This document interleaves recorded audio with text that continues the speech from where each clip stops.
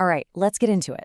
For what feels like forever, the tech world has been telling us that bigger is always better. You know, these huge, all-in-one software platforms that are supposed to solve every problem. Well, today we're going to explore a pretty wild idea, that the real money, the next huge opportunity, isn't in those giants. It's actually hiding in plain sight, inside tiny, focused tools built for the world's most boring businesses. For the past decade, the one word you heard over and over again from every venture capitalist in every single sales deck was all about bringing everything together under one big digital roof. That one magic word was integration. The promise was so seductive, right? A single, unified system. One platform to rule them all. Your customers, your money, your whole operation. One single source of truth that was supposed to make business simple and clean. But here's the thing. Here's the big twist. What if that elegant, integrated dream has actually turned into a total nightmare for the people it was meant to help? For the solo lawyer, the independent trucker, the small-town doctor's office, what if the very model designed to help is now just holding them back? And that leads us right into what the source material for this explainer calls the myth of big SaaS. See, there's this growing problem, a kind of software obesity that it calls subscription bloat. And this is where it really flips the script. The very thing that was sold to us as the ultimate asset, the all-in-one platform, is now being framed as a liability. That's a huge claim, so let's break down exactly why that is. For a small business, these giant software suites they're way too much. They're crazy expensive. You're paying for dozens of features you will literally never, ever touch.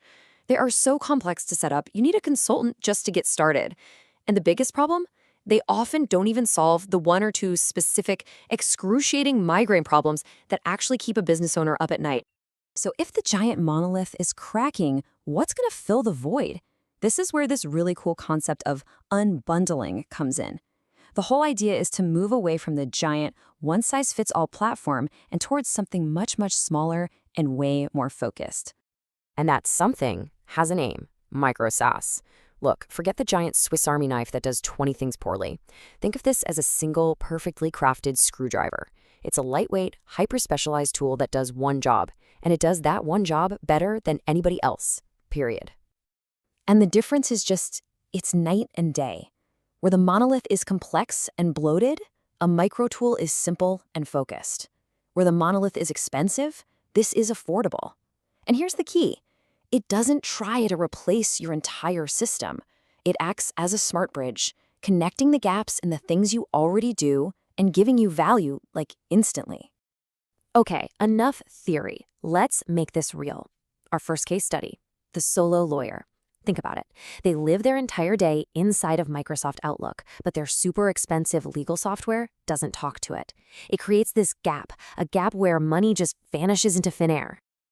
And here is that subscription bloat we were talking about in chart form. It's wild. Studies show solo lawyers often use less than 20% of their fancy practice management software. They're paying for this entire suite, but really just using the contacts list and a couple of billing features. That huge red slice of the pie, that is pure wasted money. And that waste translates to real lost revenue. The basic unit of a law firm is the 6-minute billable increment.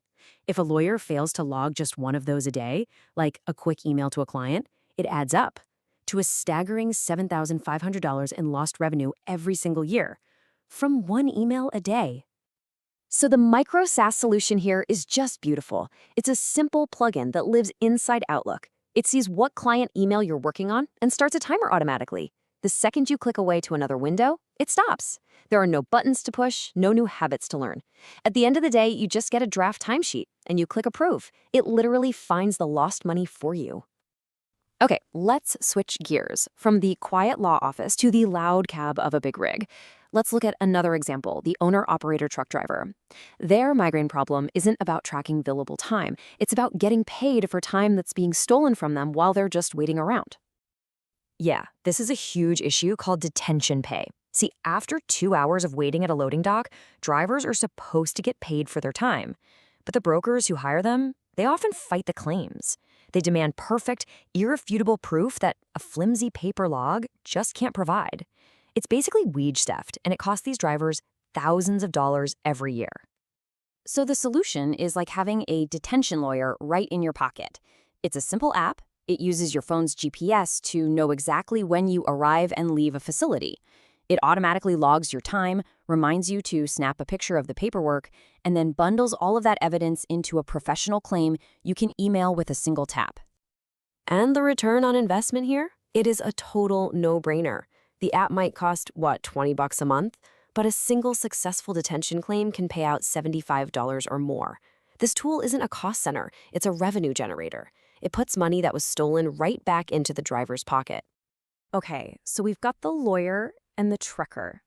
Two completely different worlds, but the same basic story. So what's the playbook here? How do you actually build a business doing this? Well, the source material lays out a clear go-to-market strategy that is totally different from how software is usually sold. Here's the secret sauce. You don't sell with Google Ads. You sell through trust. For lawyers, that means you partner with the state bar associations they're already members of. Instant credibility. For truckers, you sponsor the YouTube influencers they already watch and trust for business advice every single day. You go where the community already lives. So if you boil it all down, the entire playbook is just these 3 simple rules. First, find a gap. Look for where digital information becomes analog, like an email that has to be remembered and logged later. Second, build a bridge. Don't try to replace QuickBooks, build a tool that makes QuickBooks better. And third, sell through trust. Go to the people and places your customers already trust, not random ads. So it seems like the era of the software monolith might be fracturing. And in those cracks, a whole new world of opportunity is opening up in these unsexy, unbundled corners of the economy. The playbook is clear, the problems are very real, and the value is just undeniable. Which leaves just one question. What migraine problem are you going to solve?